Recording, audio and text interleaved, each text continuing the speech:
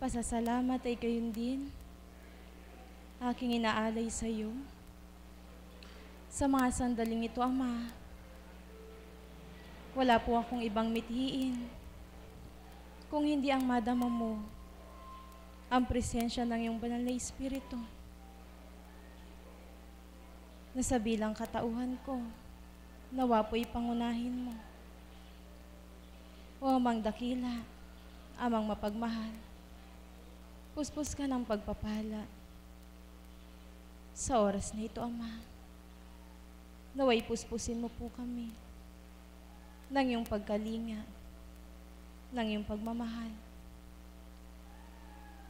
Patuloy mo pong apuhapin ang isip at damdamin ng mga minamahal mong anak na tuwirang naririto, nagmimithi na madama at makamtan kung anong kalooban mo.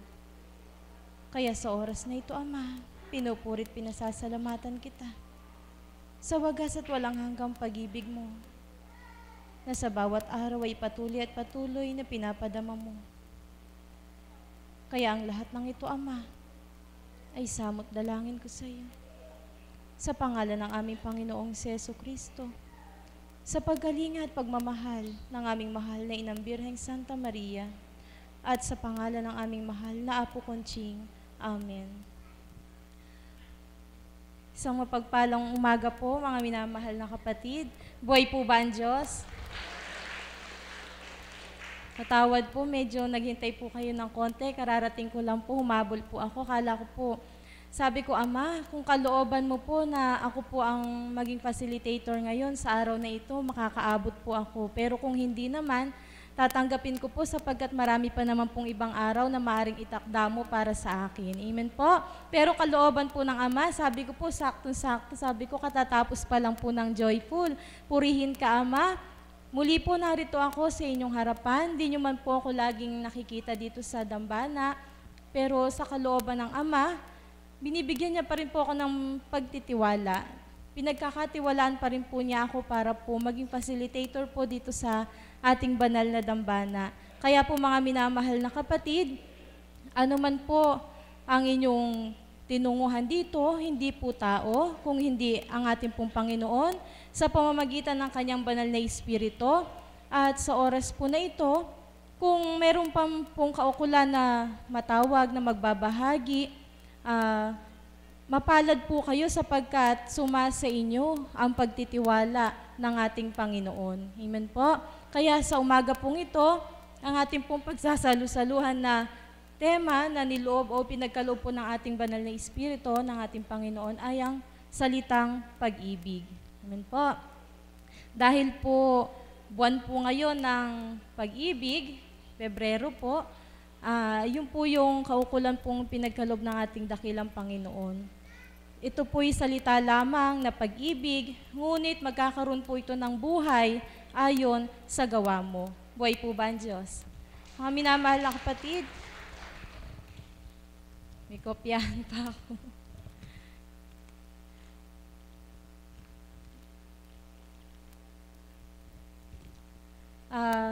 Nawa po, sa umagang ito, kung sino man po yung ating matatawag, bago po ang lahat, ang pagninilay ay ganito po.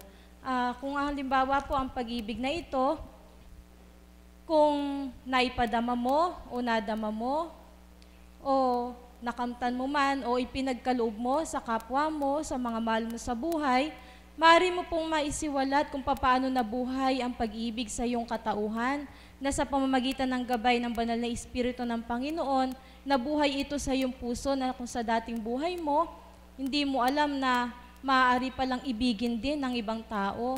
Akala mo yung mahal mo lang sa buhay, ang maaari mong mahalin at ibigin. Amen po. Minsan naman po, kapag naririnig natin ng pag-ibig, akala po natin na ang pag-ibig na ito ay sa mga loved ones lang natin o sa mga magkakabiyak ng puso o sa mga nagiging magka-partner. Akala po natin ganun lang, pero hindi po pala. Malawak po pala ang maaari po nating bigyan ng pag-ibig natin o magbigay ng pag-ibig sa atin. Amen po. may kwento po akong konti lang naman po, maikli lang naman, bago po ako magbabahagi po sa araw na ito. Meron daw pong isang bata lang naman po. Ito po'y kwento-kwento lang naman po. Siya po'y bata pa na mataas po ang kanyang tingin sa kanyang sarili, hindi marunong pong magbigay. Nasa sa kanya na po yung kasaganaan, lahat po ng pagkain na kakain niya. Ngayon po, binigyan siya ng pagsubok ng ama, ay binigyan siya ng, baga po parang pagsusulit po para maliwanagan ang isip niya tungkol po sa pag-ibig. Halimbawa po, kasi po siya halimbawa pinatulog po ng Panginoon at sa kanyang pagtulog, sa kanyang paghimbing, dinalaw po siya sa kanyang panaginip ng ating Panginoon. At ang sabi po sa kanya, isasama kita sa kabilang buhay. Ipakikita ko sa iyo ang buhay sa impyerno at ang buhay sa kalangitan. Ngayon po mga minamahal na kapatid, sinama po siya ng ating Panginoon. Inuna po nilang tunguhan ang dakong impyerno. Ngayon po, nung pumunta po sila sa impyerno, pinasilay po ng ating Panginoon. Sabing ganon, anak, pagmasdan mo ang mga naninirahan dito, ang mga tao rito, pagmasdan mo silang lahat. Ngayon, tiningnan po ng bata. Sabi po ng bata, bakit po ganon? Ang dami-dami nilang pagkain, sabi pong ganon, na nakahapag, sari-sari, masasarap, sabi pong ganon, kumpleto. Pero bakit po sila mga payat, sabi pong ganon?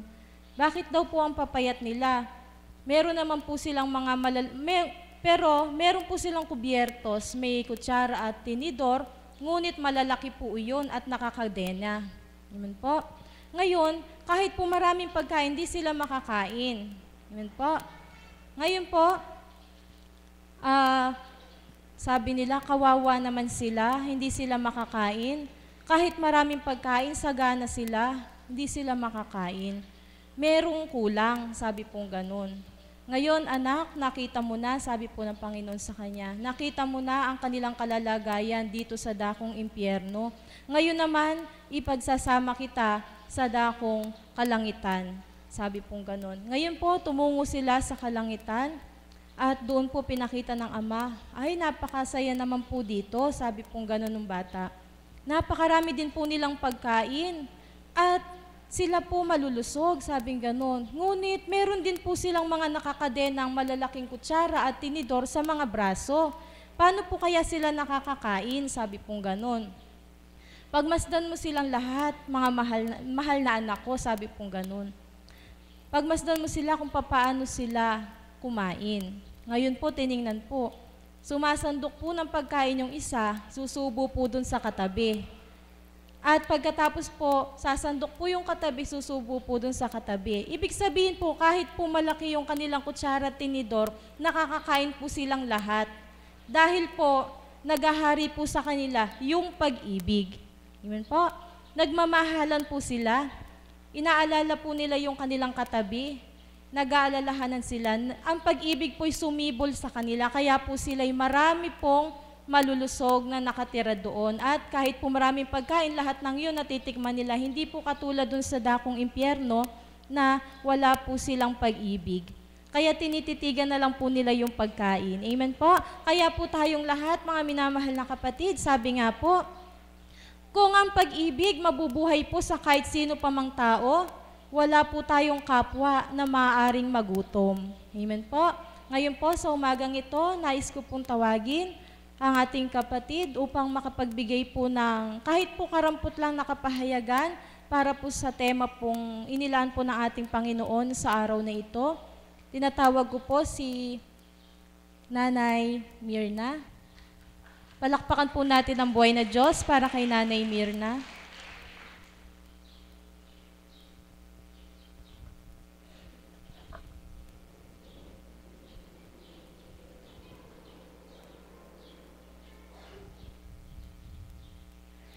Muli po, dakilang Ama,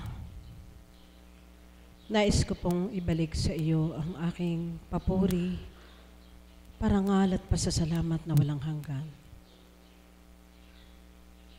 Salamat pong muli sa pagkakataong ito na ako ay pinagtiwalaan mong tumindig sa harapan at maging bahagi ako ng bahaginan bilang sistemang ipinagkaloob mo sa araw na ito. Pag-ibig. Salamat po, Ama. Samot dalangin ko sa pagkakataong ito ay pangunaha at pagharian mo po akong ganap 10 ng mga kapatid ko. At kung paano ang kalooban mong makapagbahagi kami kaukulan sa salitang pag-ibig, naway magmula ito sa kaibuturan ng aming puso upang maramdaman ng bawat isa kung ano ang nasang ipakahulugan sa salitang pag-ibig. Amen. Buhay po ang Diyos. Mapagpalang umaga po sa ating lahat. Di kaginsa-ginsay. Narinig ako ng Ama. Nandun po ako sa sulok, dumudulog na nawa.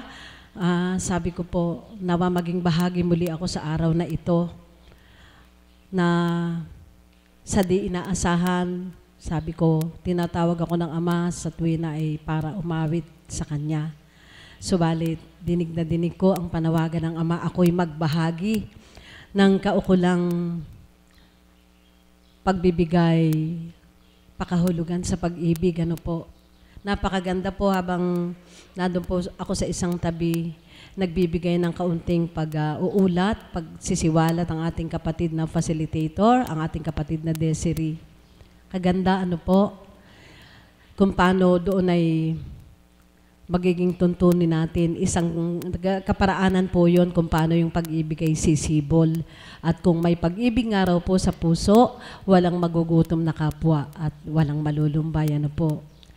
Kaya sabi ko, angkop na angkop sa tema ng aking mahal na kapatid yung awiting nasa kong ialay sa Panginoon. Pag-ibig. Napakarami ko pong gustong ibahagi, subalit kung ibabahagi ko po lahat at aawit pa ako, mawawalan po ng pagkakataon ng ibang kapatid. Amen po ba?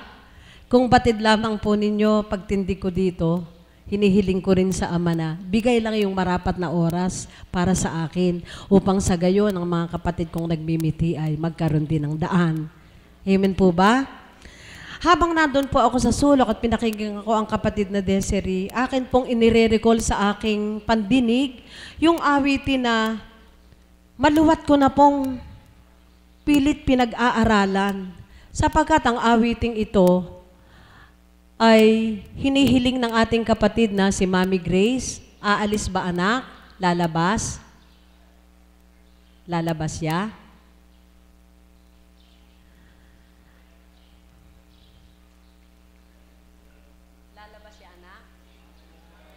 Purihin at dakilain ng Panginoon.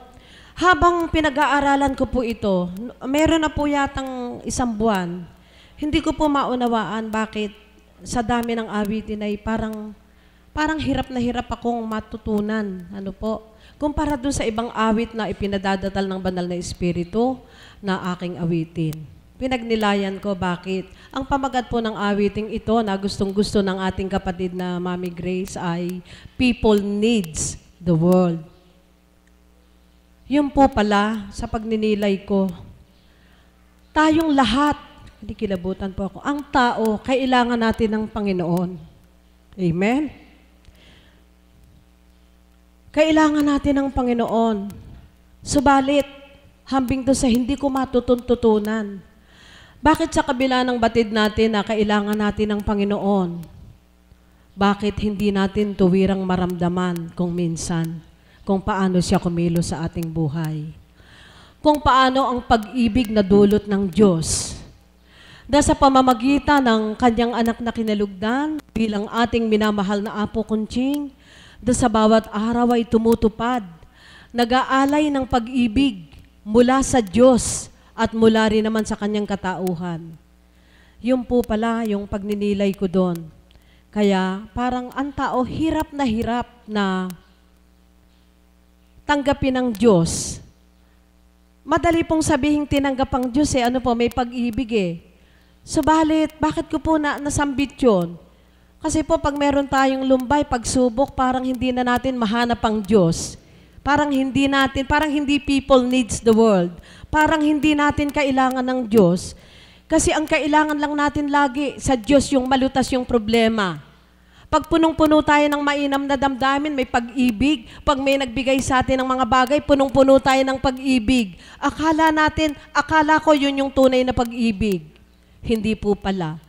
Ang tunay na pag-ibig po pala ng Diyos, upang mabigyang pakahulugan yung people needs the world. Pakinggan po pala natin kung ano yung nasa ng Diyos sa atin at matututo tayong magmahal. Amen? Ako po, para maging karapat-dapat akong umawit ng awiting ito, napakarami ko pa rin pong pagkukulang. Kung minsan, pag po dumating yung pagkatao, nabubura po yung pag-ibig. Ano po?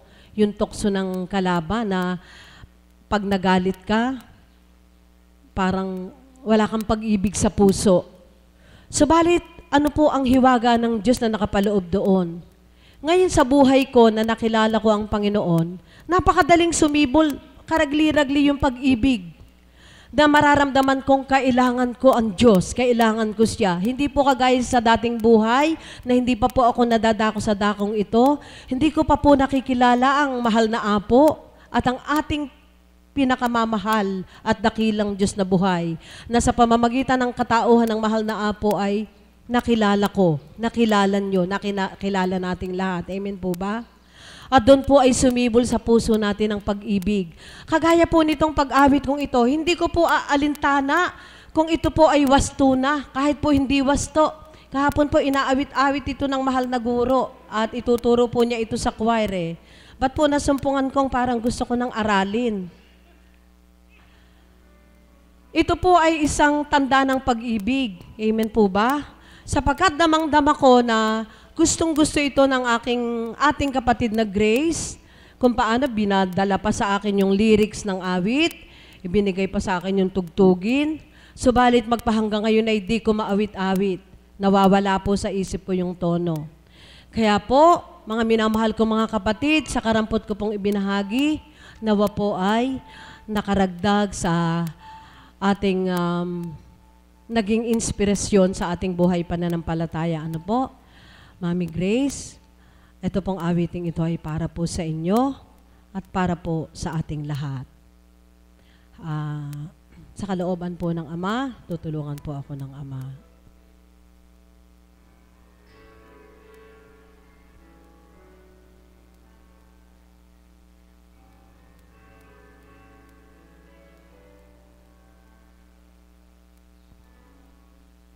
Every day they pass me by,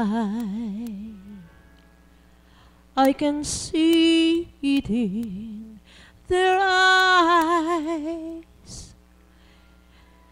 Empty people filled with care, headed who knows where. On they go through private pain, living fear to fear. Laughter hides their silent cries. Only Jesus hears. People need the Lord.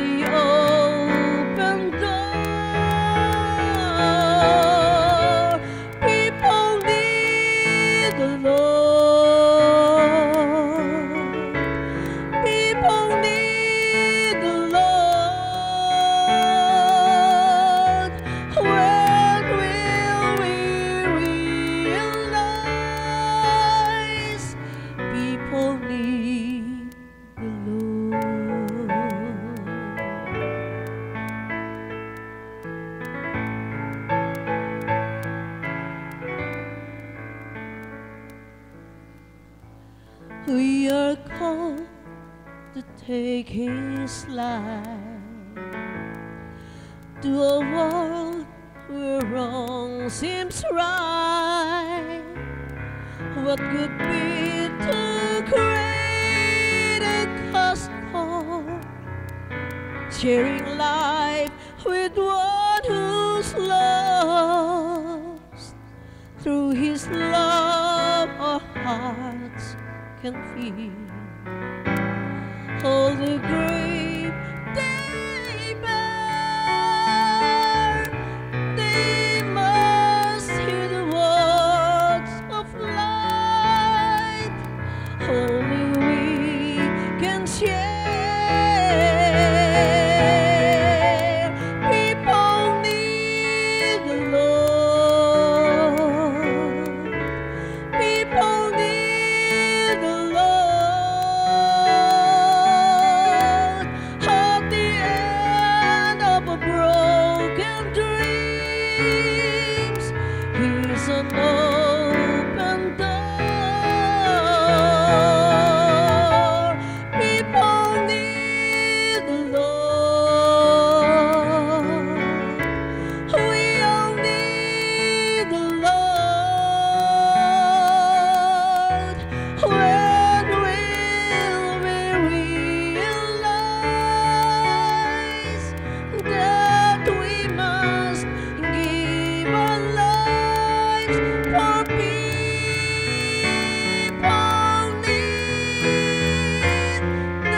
the Lord.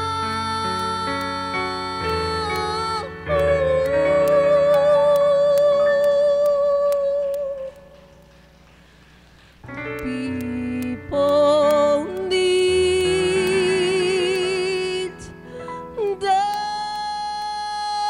Lord.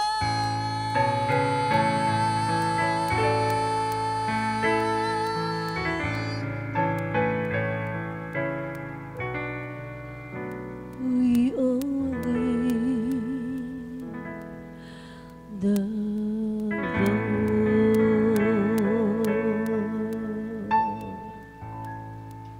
Thank you, Lord. Mami Grace, nawa po naibigan at nagustuhan nyo. Salamat po sa Ama. People needs the Lord. Salamat po, mga kapatid. Marami pong salamat, Nanay Mirna, sa iyo pong magandang pag-awit. Ang ganda po ng tinig niya. Ano po? Kailan tayo kaya magkakaroon ng gano'n? Ano po, ang taas? Papuri sa Ama, Anak at Espiritu Santo.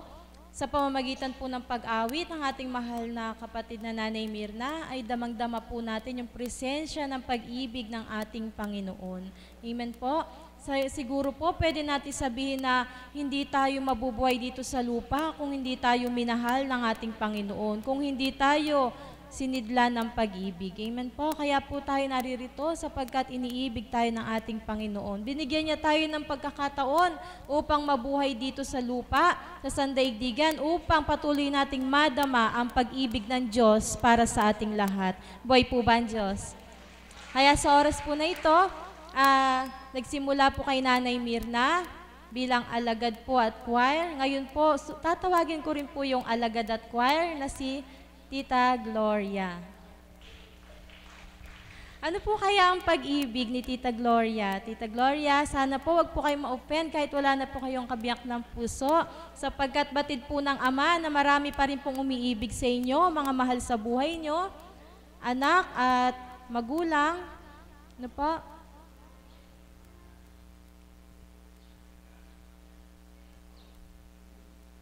Habang po hinihintay po natin siya, nawa po sana kayo rin makapagbahagi po ng mga naging karanasan nyo o nadama nyo ng pag-ibig mula po sa ating Panginoon. Kung ito po'y naibahagi nyo sa kapwa nyo o naipagkaloob po sa inyo, mapalad po kayo na makapagpapahayag nito. Amen po. Magandang umaga po sa inyo lahat. Buhay na buhay po ang Diyos. Ano po? Nais ko po munang bago ko, babatiin ko po yung aking nasa internet. Anak po ni mother, si Abby, nasa Singapore. Siyempre po si Catherine Chico Lee, si Marcelo Cao, si Raymond, anak ni Tita Emily. Emily Miranda, anak ni Tita Emma. Yun, anak ni Tita Emma. Si Donna na nasa London. Si Tita Au, na lagi po silang nanonood. Ang mga kapatid natin na nasa Japan. Si Tita Lenny, Tita Pat Sanchez. Sa inyo pong lahat, napakaganda po ng background sa akin, sa pagpapakilala sa akin ni kapatid na pag-ibig. Ano nga ba ang pag-ibig sa akin? Sa totoo lamang po ang tao po iba pagka umiibig po. Subalit iba ang pag-ibig ng Diyos sa atin.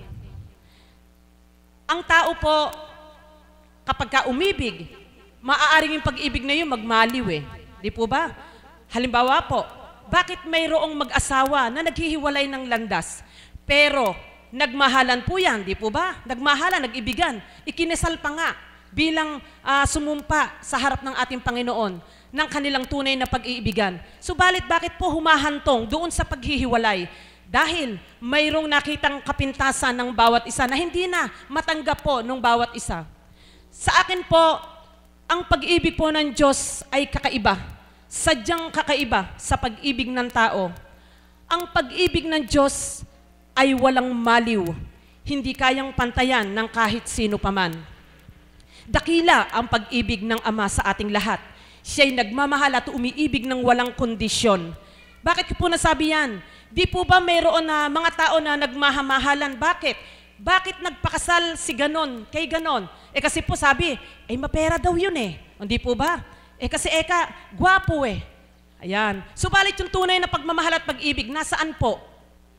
Nasaan? Di po ba? Nangyayari po yan. Yan po ay katotohanan. Subalit sabi ko nga po kanina, ang pag-ibig ng Diyos ay kakaiba. Sa akin pong karanasan, bilang ako yung nag-iisa na lamang sa buhay, sabi ko nga sino ba yung hindi ka nga magmamahal? Tao ka lang naman, di po ba? Napakahirap naman sabihin na, hindi na ako mag-aasawa, ayoko na. Hindi po yon. Dahil ayaw kong dumating sa buhay ko yung isinuka ko'y kakainin ko pa. Doon sa salita na, hindi na. Hindi po. Dahil ang Diyos po ang nagtatakda ng lahat ng iyan. Subalit sabi ko nga, bilang ako yung nag-iisa, napakasarap na ang katuwang ko ngayon ay walang iba kundi ang ating Panginoon. Sa pag-ibig ng ating Panginoon, doon niya ako binubuhay. Mapakadaling humanap ng makakatuwang. Subalit, kayo kaya ay mag-aangkop ng puso at damdamin. Mahirap po, di po ba? Subalit, ang ating Panginoon, siguradong angkop sa damdamin mo na handang umunawa, magtiis. Dahil iyan ang ating Ama, nakahandang magtiis para sa ating lahat. Sabi ko nga, kahapon, tinutugtog ni kapatid na Alan yung Valentine's. Gustong-gusto ko po talaga yon. Pag naririnig ko po yun, iba po yung nararamdaman ko. Para bakang bumabalik doon sa, ako ay 17 years old. Nakatulad ni shepherd ko, na nung araw na teenager, ni kaibigan kong Mirna na maputla. Ayan, kulang sa bilad. Bumabalik yung pang nung araw mo na, bagamat ako po ay matanda na, subalit bilang tao, bumabalik ba yung kung ano ka nung araw, di po ba? Kasi nare-reminis mo lahat yun na, nung 1980s, yan ang awit namin, yung kanta na yan.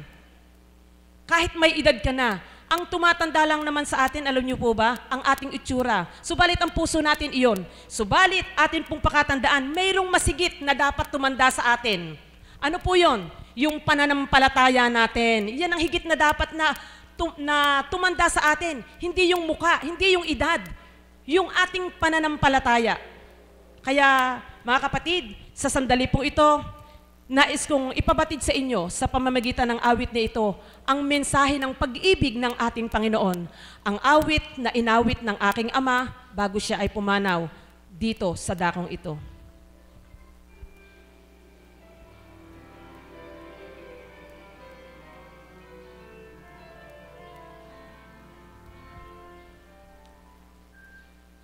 Sa Diyos,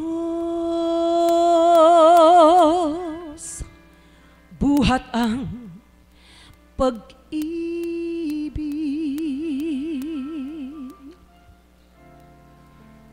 banal at handang magtiis sa buhay kung mayroong ligali. Sana sa kanya'y lumapit, tumawag ka at ika'y bubuksan, humingi ka at ika'y bibigyan. Tayo'y laging dumalangin upang grasya niya'y kamtin, patnubay niya ay ating hilingin. Ngayon magpahanggang libing sa Diyos buhat ang pag-ibig, bandang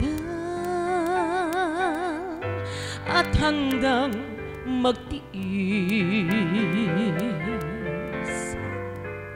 sa buhay kung mayroong ligalig. Sana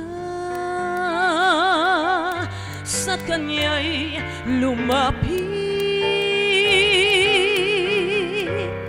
tumawag ka at ika'y bubuksan, humingi kayo at kayo'y bibigyan. Tayo'y laging dumalangin upang grasya niya'y kamtin, patnubay niya ay ating hilingin. Ngayon magpahanggang libing,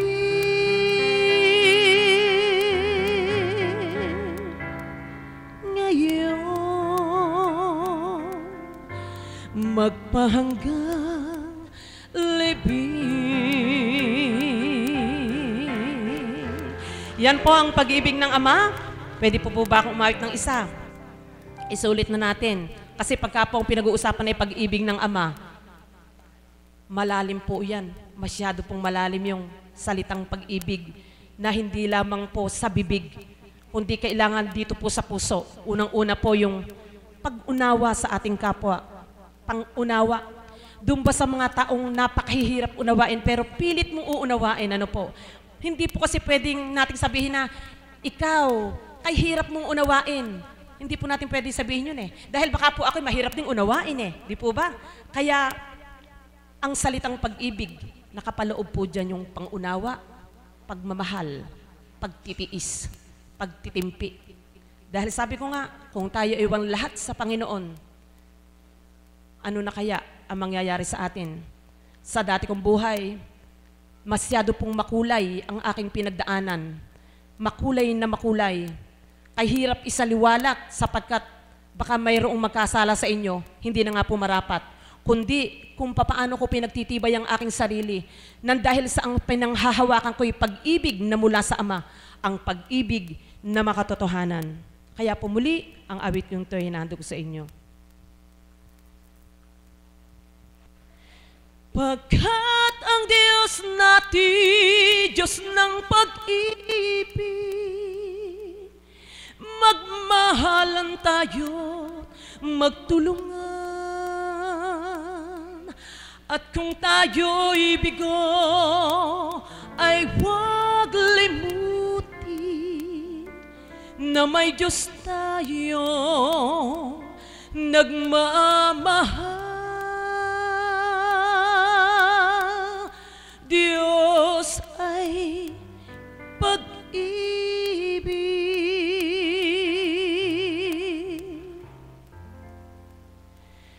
Pag-ibig ang siyang pumukha sa aking puso at kaluluwa, ang siyang nagdulot sa aking buhay ng gintong aral at pag-asa. Pag-ibig ang siyang buklod natin, di mapapawi kailan pa man sa puso't diwa. Tayo'y isa lamang kahit na tayo'y magkawalay.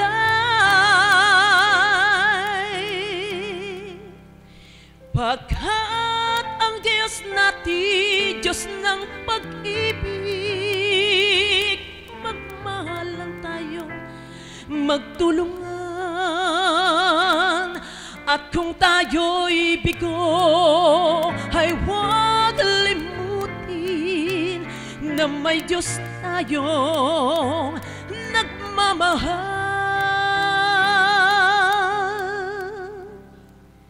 Sikapin sa ating pagsuyo, ating ikalat sa buong mundo.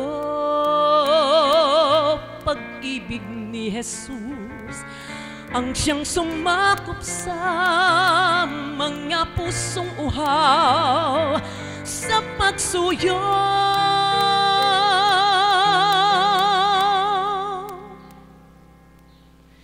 Pagkat ang Diyos natin, Diyos ng pag-ibig, magmahalan tayo, magtulungan. At kung tayo'y bigo, ay huwag limutin na may Diyos tayong nagmamahal.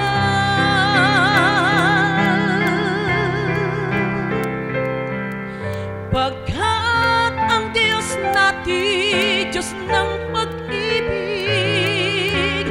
magmahal tayo, magtulungan.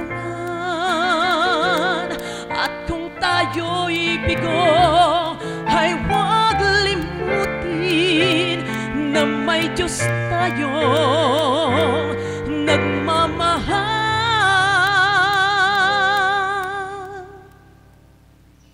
Diyos ay pag-ibig.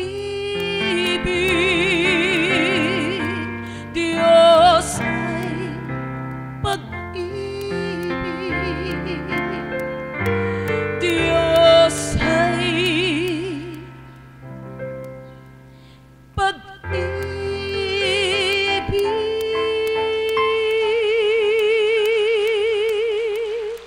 Hinahandog ko po sa aking shepherd, Tulpo, at kay kapatid na Marie. Sa inyo pong lahat.